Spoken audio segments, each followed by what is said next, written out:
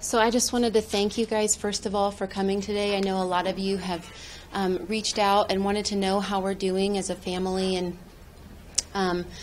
my heart would be to have a one-on-one with each and every one of you and sit down and share where we're at. And I just recognize that with Micah's passing, my capacity has diminished in a way to be able to have those individual conversations over and over again. So thank you for obliging this group setting, and I appreciate that. I have to thank the community again.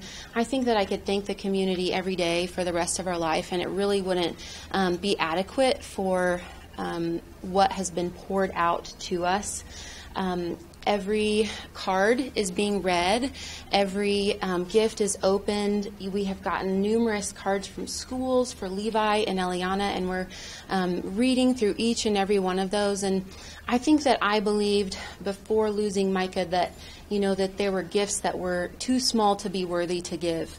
And I have to say that in light of receiving so much generosity for him, that's totally changed my perspective. And one of my favorite gifts was receiving a small Ziploc baggie with a couple of quarters from a little girl in a school that I think is probably around the same age as Levi and Eliana, and that those kind of things are so precious to us. So I just want to thank you guys as a community and as a nation at large. I mean, we have received every postmark possible in the nation, from Georgia to Washington, New York, California, all the way across Texas. I mean, the agencies, individuals, everyone. I mean, it's just overwhelming. And every couple days, my brother-in-law Chris and my friend Kendra and I, we get together and we have card opening parties, and we open all the gifts and all the cards and all the checks and all of those things. And so I just want to acknowledge that you guys have been so faithful and humblingly generous to us. I also need to thank the sheriff's office. A couple days after Micah died, I was reading the newspaper and seeing articles about him and just kind of catching up. And I read for the first time that we were going to be losing our health insurance on March 1st. And I had no idea that we would lose that in light of his death.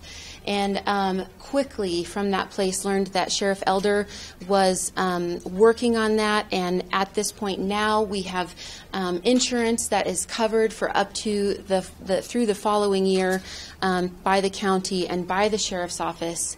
And not only our health insurance is being looked at and taken care of, but Sheriff Elder is reviewing and transforming many policies to make sure that we and our family are cared for, and that, God forbid, anyone should be in our place in the future, but that there will be policies in place to make sure that they have their financial needs met. Not only are Sheriff Elder and the community, the friends and co-workers of Micah concerned about us, but I know that the community at large is concerned for our well-being, and so I wanted to take the opportunity to tell you kind of how we're doing, because I know that you're curious. So Eliana and Levi and I are forever changed. We were far from a perfect family, but we all loved each other very much, and we told each other that we loved one another all the time. Micah was the best dad, and he played with Eliana and Levi as long and often as possible. He was always taking them to the park, playing hours of football with Levi, and would take Eliana to coffee shops with a fresh sketch pad where they could both enjoy their love of art and connect in that way with creativity. Micah and I worked hard on a family culture of fun and connectedness, and every Friday night is family fun night, which usually consists of pizza and a movie or a board game. The Friday before Micah died, we were playing Scrabble Junior for the first time. We also made it a point to take the kids on dates separately and together, and on any given Saturday you might find us at a trampoline park, playing mini golf, or at a dollar movie. On Saturday, February 3rd, Micah took the twins to the Air Force Academy men's gymnastics meet while I attended a baby shower just for fun. That's the kind of dad he was. Not only was Micah a wonderful father, but he was an intentional and loving husband. Being a law enforcement officer is hard on marriages. The hours, the stress, the reality that each kiss goodbye may be your last. But Micah and I fought for each other and worked to meet one another's needs. Our last date together was having breakfast the Wednesday before he died. We spent time on Sunday, Super Bowl Sunday, after the party that we hosted, just talking and enjoying what a success that had been and the time with our family. And that was our last conversation. But it was a good picture of the beautiful simplicity and the commitment of our love together. We are still moving through life hour by hour, sometimes one breath at a time. We cry as a family together often, but we don't grieve like people without hope because we know that Micah lives. Micah is in heaven, which is a very real place, and we are going to see him again. Since the funeral, many of you have commented on my strength. I have to tell you where that strength comes from because it isn't some vague or mystical thing about me or our family. The answer for the hope that I have, the hope that empowers me to put one foot in front of the other, is in Psalms 28, 6 and 7. Praise be to the Lord, for he has heard my cry for mercy.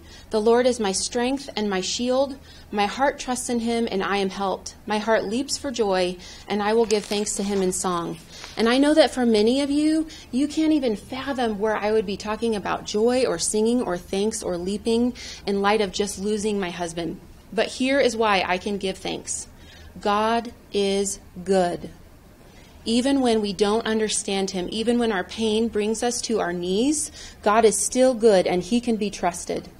That is where my strength is, in the goodness of the character and nature of God.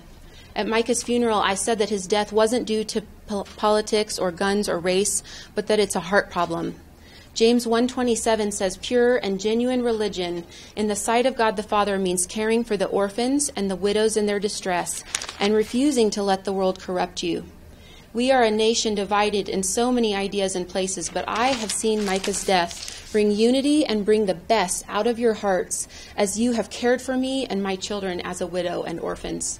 What Micah sowed into our community, you have poured right back out to us. I know many of you are familiar with the Wu homicide trial that recently commenced. And I have to tell you that when I heard of the verdict, that I had to publicly celebrate in the kitchen just 1 or 2 days after Micah had died, because Micah worked so hard on that case. He fought for that woman's children to have justice for their mother's death. I heard of a woman who recalls Micah investigating and being present for her DV case, and that he physically protected her from her aggressor and was one of the only men in her entire life to have ever shown her what the strength of a man should be on behalf of a woman, and that is protective and not to harm her. I've heard so many amazing, affirming stories about Micah since his death. And I am so grateful. But can I tell you that I wish that he had heard these stories while he lived? Micah was a courageous man and a hero, a man of integrity and honor, but Micah was human and he struggled with insecurity just like all of us do. He always asked himself if he was doing enough. Did his sacrifices make a difference? When I watched you from behind Micah's hearse, lining the streets and waving flags, you told me that he did matter. You brought your children in the snow to salute Micah on the way to his final resting place. You modeled honor and respect for Micah and the men and women who risk their lives every day for us. And I want to issue a challenge to you. And because I've seen you as a community respond so beautifully, I know you're going to receive this with open arms. If you've had a positive interaction with anyone in law enforcement, a police officer, a detective, a judge, anyone, would you find a way to get that affirmation to them? Micah took our culture war personally. He carried the anger towards the officers who have gotten a lot of media attention due to their failures. Micah carried that on his heart. Micah felt disregarded and dishonored by our community, even as he got up in the middle of the night to come and serve you in your darkest and most painful places. But you've shown me that there are seeds of honor and respect in our hearts. And so I'm challenging us to root and to grow those seeds. And I have a couple practical ideas that I think will help build that respect and honor for law enforcement. And one of the ways that we build respect and honor for law enforcement is through understanding and empathy. Because if we don't know what people do, how can we really respect them? And so my first idea is that you would educate yourself on your rights as a citizen when you contact law enforcement. I think one of the misconceptions that we have, because in our culture, everybody can have an opinion and we can all argue, and whatever point that is, we're allowed to have it any time. And this is one of the times when you are contacted by a police officer who says you are under arrest. you don't actually have the right to argue.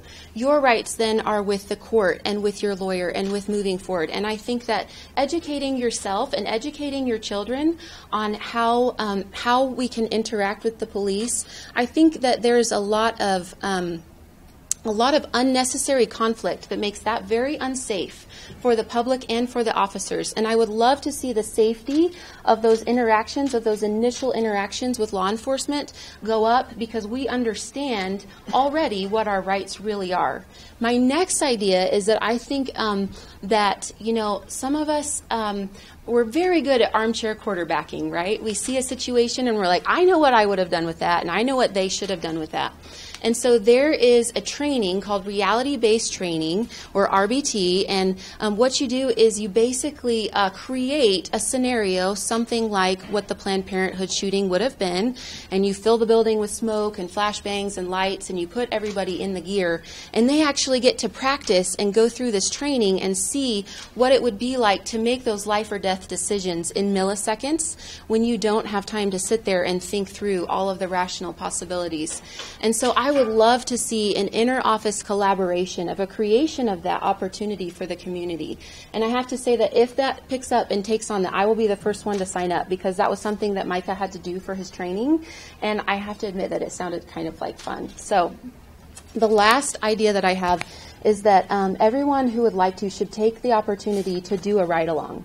There is something transformative when you sit beside a cop and you watch them go into strangers' homes and enforce the law with strength and grace and dignity, and do that on a daily basis. There's something that just really opens your eyes. I had the opportunity, like when you're a law enforcement wife, these are things you do for fun. For Micah's 32nd birthday, I did a ride-along with him when he was on patrol. And, as his wife, he would come home and he would tell me, this is what we did, and here's the case that I'm working on, and here are, the people that I'm interacting with. But going on a ride-along completely changed that for me. And it was, it opened my eyes to an empathy and a respect and an honor for him and what he did at a whole new level. And so I want to issue again the challenge: teach your children to respect authority, continue to join together to make a positive difference in our community and across the nation, caring for the widows and the orphans like Levi, Eliana, and myself. Find ways to encourage and affirm the men and women of law enforcement who are ready and willing to lay down their lives for us every day, just like Micah did. Thank you.